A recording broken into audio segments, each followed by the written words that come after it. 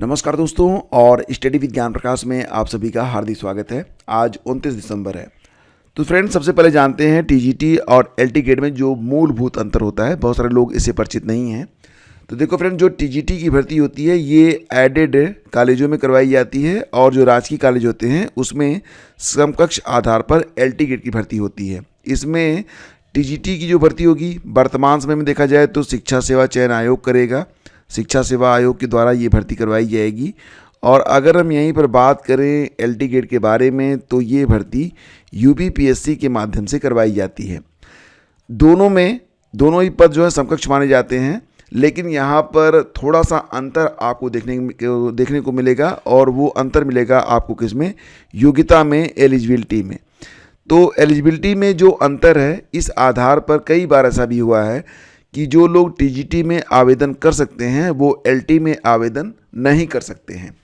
तो इसमें जो अर्हता में डिफरेंस है उसको दूर करने का प्रयास किया जा रहा है। जैसा कि आप लोग जानते हैं, एलटी ग्रेड 2025 के लिए अध्याचन यूपीपीएससी को मिल चुका है, और इस बार पदों की संख्या 7000 से ज़्यादा हो सकती है। लेकिन जैसा कि आप लोग जानते हैं कि अगर आप टीजीटी का फॉर्म भरें तो कुछ पद ऐसे हैं, जैसे कि अगर हम बात करें यहाँ पर कला के बारे में, तो अगर आप आर्ट से टीजीटी देना चाहते हैं तो यहाँ पर आपसे जो एलिजिबिलिटी मांगी जाती है वो ये होती है कि अगर आपने प्राविधिक कला, ठीक है, अगर आपने प्राविधिक कला से अपना इंटरमीडिएट किया हुआ हो प्लस आपने स्नातक किया हुआ हो, बीए या बीएड किया हुआ हो, तो भी आप एलिजिबल मान लिए जाते हैं। वहीं पर अगर आप एलटी ग्रेड में फॉर्म भरना चाहते हैं तो ऐसी कंडीशन में क्या होता है कि थोड़ा यहाँ पर बीएड कंपलसरी होता है। एलटी ग्रेड में बीएड कंपलसरी होता है और प्राविधिक कला को वेटेज नहीं दिया जाता है। एलटी ग्रेड में क्या होता है कि bachelor of fine art BFA होना चाहिए प्लस आपका बीएड होना चाहिए।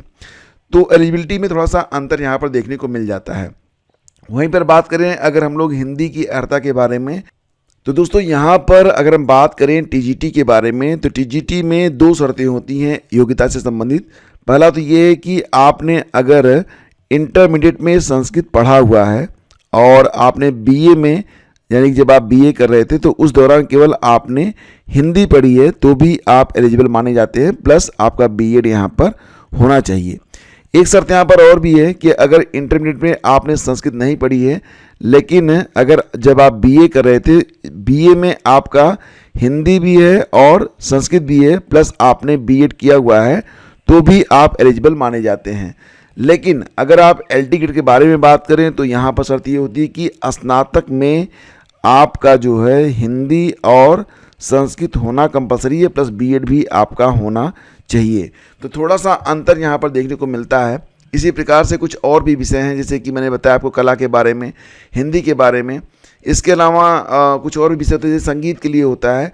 तो यहाँ पर न क्या होता है कि बाद में पेंच फंस जाता है, यानी कि भर्ती प्रक्रिया में थोड़ी बहुत अड़चन आने लगती है। तो प्रयास ये किया जा रहा है कि एलटी ग्रेड 2025 का जो विज्ञापन जारी होने वाला है, तो इस विज्ञापन से पहले जो अर्हता है, यानी कि अर्हता में जो ये अंतर मैंने आपको बताया, इस अर्हता को समान करने के बारे में बात यहाँ पर की जा रही है, और इसके जो प्रयास हैं वो स्टार्ट कर दिए गए हैं। और जैसा कि फ्रेंड्स आप लोग जानते हैं कि शिक्षा सेवा चयन आयोग भी बहुत ही जल्द, यानी कि 2025 में नई टीजीटी पीजीटी के बारे में विज्ञापन जारी करेगा। तो यहाँ पर जो सिलेबस है उसका रिवीजन भी स्टार्ट करवा दिया गया है कि क्या चीज़ें पूछी जाएं और क्या चीज़ें ना पूछी जाएं। तो अर्हता की विसंगतियों को दूर करने की तैयारियां चल रही हैं दोनों ही स्तर पर, यानी कि एलटी ग्रेड में भी और टीजीटी पीजीटी में भी। एडेड विद्यालय हों या फिर राजकीय, पाठ्यक्रम एक है तो अर्हता भी एक समान होनी चाहिए, ताकि भर्ती शुरू होने के बाद कोई विवाद ना हो। यहाँ पर फ्रेंड्स देखो, मैं आप लोगों से कहना चाहूँगा कि सबसे अच्छी बात जो कि टीजीटी में होती है, और वो ये होती है टीजीटी पीजीटी परीक्षा में, कि इसमें कोई भी उम्र सीमा नहीं होती है। आपसे कोई भी अपर एज लिमिट नहीं मांगी जाती है। जहाँ एलटी की बात करें तो 40 वर्ष की उम्र सीमा भी यहाँ पर लगाई गई है। तो अच्छी बात यहाँ पर ये है कि टीजीटी पीजीटी एक ऐसा यहाँ पर प्लेटफॉर्म बनता है उन बच्चों के लिए जो उम्र सीमा क्रॉस कर जाते हैं, तो उनके लिए ये एक बड़ी उम्मीद रहती है कि चलो अगर कहीं नहीं हुआ तो यहाँ पर मेहनत करके हम चयनित हो सकते हैं। तो ये बहुत ही अच्छी बात है, और शायद ये सबसे खूबसूरत बात है इस परीक्षा के लिए, टीजीटी और पीजीटी के लिए। फिलहाल नए विज्ञापन 2025 में आपको एलटी ग्रेड में भी और टीजीटी और पीएचडी में भी देखने को मिलेंगे। तो आप लोग बिल्कुल जो है ना तैयारी में लग जाइए, आपके पास समय बहुत कम बचा हुआ है। आपको 2025 के मध्य तक दोनों ही विज्ञापन देखने को मिल सकते हैं, क्योंकि इसके बारे में फिलहाल अब शिक्षा सेवा आयोग जो है ना ये गंभीरता से तैयारियां शुरू कर चुका है। 4 जनवरी को एक बड़ी बैठक भी बुलाई गई है जिसमें सभी निदेशकों को बुलाया गया है और इसमें विशेष तौर से ये बात डिस्कस की जाएगी कि जो शिक्षक भर्तियों के लिए पत्र भेजे गए थे, तो ये भर्तियों के लिए जो अध्याचन है वो आयोग को कब तक प्राप्त हो सकेंगे। तो अब बैठक में अध्याचन पर विस्तार से चर्चा की जाएगी। शिक्षा सेवा चयन आयोग के पास परिषदीय विद्यालयों, अशासकीय सहायता प्राप्त माध्यमिक विद्यालयों, अशासकीय महाविद्यालयों, अल्पसंख्यक महाविद्यालयों, अटल आवासीय विद्यालयों में शिक्षक भर्ती का जिम्मा दे दिया गया है। आयोग कुंभ के बाद नई भर्तियां शुरू करने की तैयारी में है और बैठक के बाद यह तय होगा कि संबंधित विभाग नई शिक्षक भर्ती के लिए आयोग को कब तक अध्याचन भेज देंगे। तो फिलहाल अभी जो वर्तमान समय में देखा जाए तो जो असिस्टेंट प्रोफेसर की भर्ती आई हुई है जिसमें 1017 पद थे, ये भर्ती 2022 की है और आप ये भी जानते हैं कि इसकी परीक्षाएं जो हैं वो 16 और 17 फरवरी को करवाई जाएंगी। देखो फ्रेंड्स, यहाँ पर जो असिस्टेंट प्रोफेसर बनना चाहते हैं उनके लिए बताना चाहूँगा कि अगर आपके पास नेट है या फिर आपने एसएसएल की परीक्षा पास की है या फिर आप पीएचडी हैं तो आप असिस्टेंट प्रोफेसर में आवेदन कर सकते हैं।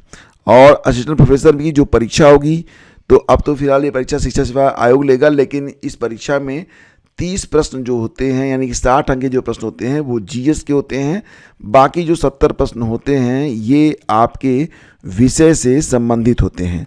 तो यहाँ पर जीएस की क्लासेज आपकी स्टडी विद ज्ञान प्रकाश चैनल पर स्टार्ट कर दी गई हैं आप बिल्कुल। और साथ ही साथ यहाँ पर सबसे पहले तो आपका जो इसमें टीचिंग एंड रिसर्च एप्टीट्यूड वाला पोर्शन है उसको यहाँ पर डिस्कस किया जाएगा। देन आफ्टर हम पूरे टॉपिक को यहाँ पर कवर करेंगे। तो पहली बार हैं और आपने अभी ये पूरी तैयारी करनी है तो चैनल को सब्सक्राइब जरूर कर लीजिएगा। तो फ्रेंड्स, अब आगे बढ़ते हैं। रही बात ये कि टीजीटी पीजी की परीक्षा के बारे में, तो इस पर भी बहुत ही जल्द आपको नोटिस देखने को मिल जाएगी। 4 जनवरी एक महत्वपूर्ण दिन हो सकता है टीजीटी पीजी के लिए भी। हो सकता है कि इसी दिन आपको नोटिस भी पता चल जाए कि वास्तव में ये परीक्षा अप्रैल में किन तारीखों को हो रही है। देखो फ्रेंड्स, कभी कभी होता है ना कि अहंकार इंसान को ले डूबता है, तो अहंकार नहीं, यहाँ पर जो भी आपके अंदर डिसिप्लिन है वो आपको ऊपर ले जाती है, आगे ले जाती है। मैग्नस कार्लसन का नाम आपने सुना होगा, दुनिया के नंबर 1 चेस चैंपियन माने जाते हैं और ये जो है फिलहाल ड्रेस कोड का उल्लंघन करने के कारण इनको चेस टूर्नामेंट से बाहर कर दिया गया है। पहले तो ये था कि ये जीन्स पहनकर पहुंच गए थे, तो इनसे ये कहा गया कि आप जो है कपड़े को बदल लीजिए। इन्होंने नहीं बदला तो $200 का जुर्माना लगाया गया। फिर भी इन्होंने जीन्स बदलने से इनकार कर दिया और अब इनको जो है विश्व रैपिड और ब्लिट्ज शतरंज से बाहर कर दिया गया है। तो फिलहाल अगर देखा जाए तो 5 बार के विश्व चैंपियन रह चुके हैं कार्लस मैग्नसन और इन्हें फिडे के द्वारा ड्रेस कोड का उल्लंघन करने पर फिलहाल पूरी प्रतियोगिता से बाहर कर दिया गया। ये बहुत बुरी बात है, इस लेवल पर आकर इस तरीके की अकड़। एनीवे, इसका खामियाजा भी इन्हें भुगतना पड़ा।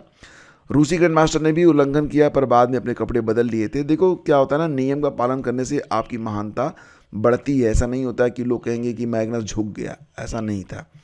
फिलहाल यहाँ पर देखेंगे तो फर्जी मॉडल प्रश्न पत्र जारी करने वाले अब निशाने पर। यूपी बोर्ड और कानून प्रवर्तन एजेंसियों ने बढ़ाई निगरानी, जारी की सार्वजनिक चेतावनी और ये कहा कि अप्रामाणिक तथ्यहीन समाचार और अफवाहों के प्रति सचेत रहें। फर्जी मॉडल पत्र जो जारी कर रहे हैं उनके प्रचार प्रसार की आशंका है। बोर्ड ने ऐसे मामलों को गंभीरता से लेते हुए सार्वजनिक चेतावनी जारी की है। छात्र छात्राओं को, अभिभावकों को सलाह दी है कि ऐसे किसी झांसे में न आएँ। जो विश्वसनीय सूचनाएं हैं वो कहाँ से लें, तो इसके लिए आप www.upmsp.edu.in पर जा सकते हैं। इसका जो एक्स हैंडल है और यूपी बोर्ड यहाँ पर जो लिखा गया है, तो सारे लिंक मैं आपको शेयर कर दूंगा। यहीं से आपको ऑथेंटिक इन्फॉर्मेशन मिल जाएगी। मतलब आप ये वेबसाइट देख सकते हैं, एक्स हैंडल पर जाइए तो UPBOARDPRY से ले सकते हैं। फेसबुक पेज भी है माध्यमिक शिक्षा परिषद उत्तर प्रदेश। यूट्यूब चैनल है माध्यमिक शिक्षा परिषद उत्तर प्रदेश प्रयागराज और इसके अलावा यूट्यूब का अपना एक यूट्यूब चैनल भी है और Instagram ID UP board PRYJ पर भी ये जानकारी आपको मिलती रहेगी। और फिलहाल ये कहा गया है कि उन्होंने किसी भी माध्यम से अगर कोई फेक इन्फॉर्मेशन जैसी आपको प्रतीत होती है तो इसकी जानकारी आप UPMSP ho@gmail.com पर आप सूचित कर सकते हैं। तो फ्रेंड्स, ये थी आज की पूरी information. Thank you so much for watching the video. मिलते हैं आपसे अगले वीडियो में, तब तक के लिए आज्ञा दीजिए। नमस्कार, जय हिंद।